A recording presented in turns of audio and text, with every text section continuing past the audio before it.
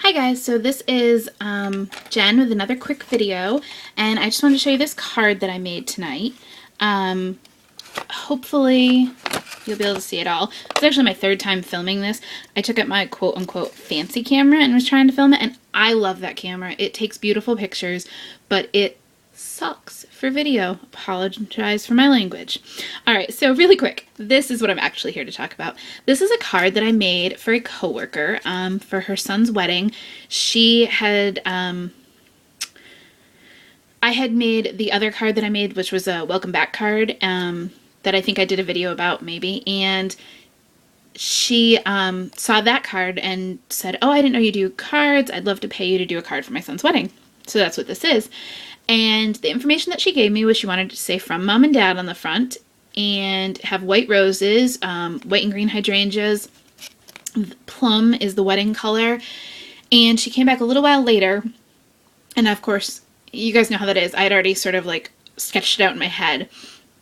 And she said, "Oh, can you put a bride and groom on the front?" And I was like, that doesn't fit in my sketch. What am I going to do? So I sort of hit a wall with it for a while, and then I played around with it tonight, and I came up with this, and I think I'm pretty happy with it. I'll find out tomorrow if she is. One of the hardest things, I will say, was when somebody says to you, "Oh, it's plum." Well, plum means different things to different people, but I decided that I would use this color for plum. And it is just a piece of paper from the Flower Shower Stack by DCWV. Hang on a second. I'm just going to lift you guys up here for a second. Okay. That should give us some better light to do this in. Okay, so, well, we'll just start at the top. This banner is just cut from a piece of white paper, and I inked it with my antique linen distress ink, which I used a lot on this card. And the alpha stickers are from Lily Bee Designs, and I'm in love with them. I want to put them on every card ever. This frame, and that is up on Pop Dots.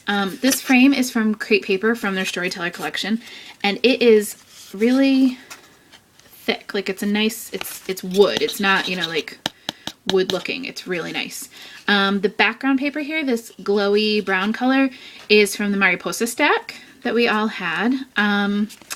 These pearls, which I love on here, there's another little one that's tucked in behind there that I may move up at some point, but I'm not sure.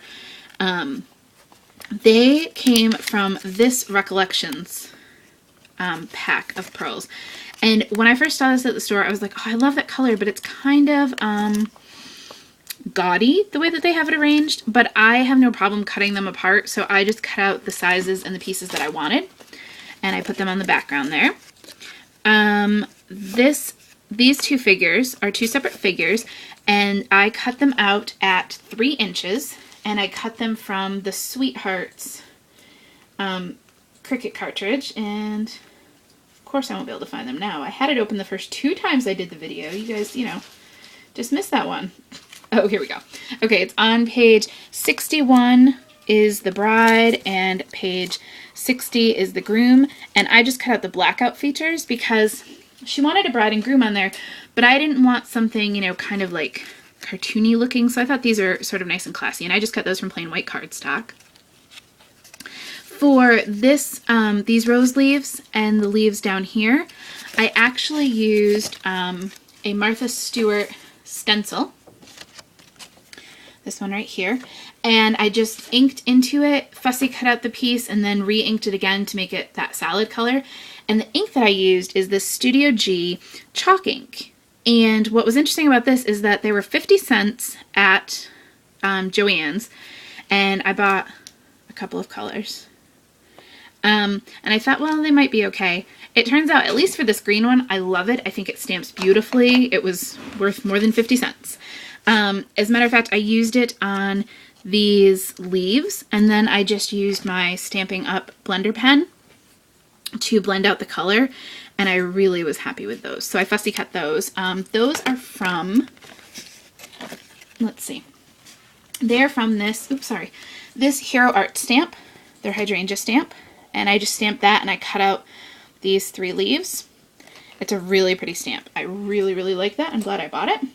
In fact, I used it on the inside. She wanted a plain inside, but I took that to mean no sentiment, and I did add this just so it wasn't so blah. And of course she can write right on top of that, so it should be no problem. I guess real quick I'll show you the back too. I used this stamp, handmade by, and this is an Inkadink-a-Doo stamp. And I just stamped that in the Jenny Bolin stick candy, and then wrote, you know, my name, the year, and best wishes, because I always like to send a little message. Let's see. If I'm repeating myself, I really apologize, because I'm now having trouble remembering whether I said something in a previous video or I'm just saying it now. I know I didn't talk about the roses that are on here, these white roses here. And I cut those out of the Sophie cartridge, page 37. And this looks so ugly, the way that Cricut made it with this lime green and this red. It's hideous. But the cuts are actually really fabulous. So I cut both this, the shift feature and the regular cut out of white paper, just plain white cardstock, and I inked them both parts up with the antique linen. And then I just ran this small thin one, because it is quite thin. This is cut at 2.5 and this bigger rose is cut at 3. I ran those through my Xyron to make them sticky, and I layered them over. I did it with the antique linen because even though she said white roses aren't really white, so I thought that just looked more realistic. For the hydrangea, I used this Martha Stewart punch and cut out a whole bunch of those out of white cardstock. And I think, yeah, you can see that green tint there, because again, hydrangeas that are white are not purely white, and this card would have been super white with white roses, white hydrangeas. It would have been too much. So I took some of the cuts and I used this Martha Stewart Crafts paint in Artichoke, and I dabbed that on there, you know, mostly with my fingers through each of the cuts before I hot glued them all together. I did use a circle of the same paper as the background to build it up on. And so I added that, and that's pretty much the front of the card. So I quite like that. I showed you the inside and I showed you the back. So that's my fairly simple card that took forever, just because it's definitely a different experience making a card, you know, for yourself, where you go, oh, I think I'll do this, versus making a card when somebody says, I want A, B, C, D, and E. Thanks. It's a fun challenge, and I'm super excited because after all, that is what I would like to do. I would love to be able to just craft for a living, helping people learn about scrapbooking and making things that people don't have the time to make themselves, or maybe the materials. So it was a fun challenge. If you've never done it, maybe have somebody just give you a list sometime and practice, you know, say, hey mom, hey, you know, a sibling or something, and say, oh, do you need to give somebody a card? What do you want on it? Give me a color and a theme or something. It's good practice, and it gets you out of your box, because I would have never ever made a card like this ever. And now I really love it. In fact, I think I need to go order more of those great paper frames. All right, thanks for watching my video. I should be back either tonight, more likely tomorrow, with an update to Project Life, and I think that's it. I've had a great week watching all of your videos. People have been doing really awesome videos that I've just really been enjoying. So thanks for that, and thanks for always sharing, and hope you enjoyed the video. Thanks, bye.